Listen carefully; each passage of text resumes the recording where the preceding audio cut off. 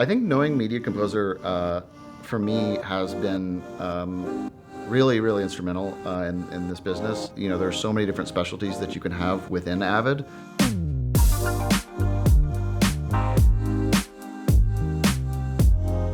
My name is Michael Brown, and I'm an editor on the Emmy-nominated series Welcome to Wrexham. One of the things that I love about the show in general, not even just working on it, is the inspiration and the hope. It's a story about resilience, a story about a town that has sort of been falling, down and out over the past couple of decades, really.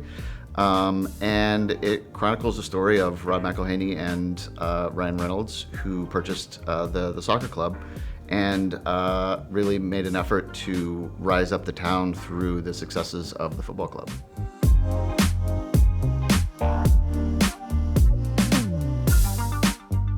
The episode that was chosen for the Emmy nomination was the series finale of season 2, called Up the Town with a question mark. It sort of resembles and represents a finished journey, the thing that was started in season 1. It really takes all of that anticipation, all of those dreams. They've been down and out for 15 years, and out of the league. And it's a celebration episode, as it turns out. To take all of those emotions and all of those feelings and transfer it and translate it into a finale was something that I think, our own excitement was something that I think really translated in our edits.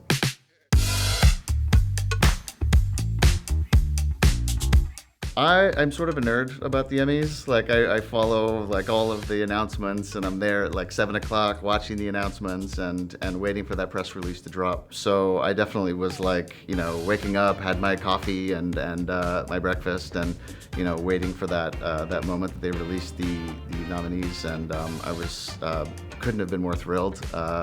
Season 2 is really challenging to try to continue a success that you had, and there's, I feel like, a certain amount of pressure, but just an expectation of sort of excellence and storytelling that I was really happy to have our peers recognize that.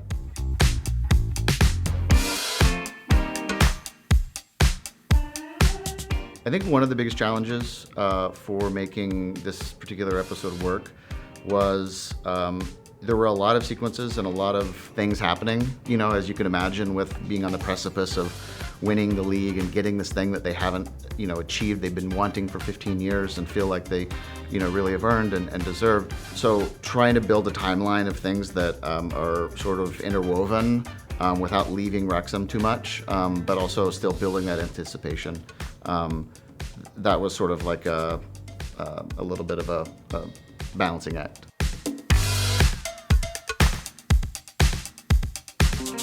I think for me, this particular episode, and a tool that I rely on a whole lot, is the reverse match frame, which is sort of has always been taught to me as some sort of wisdom. It's not right there on the keyboard. It's, you kind of have to customize and find that tool. But, when you're dealing with a lot of sequences, with a lot of, select sequences that have been built for you from story producers and assistants, being able to find things on the timeline and loading in timelines into the source monitor, being able to flip back really quickly, to me that saves so much time and helps things be super organized.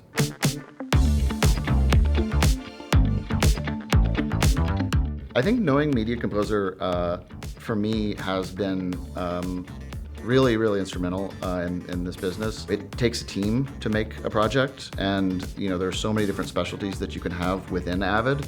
On the technical side, on the organizational side, and the artistic side, and I think that that the Avid media composer environment really fosters that sort of group dynamic and group work. I really enjoy that part of storytelling, which is the collaboration.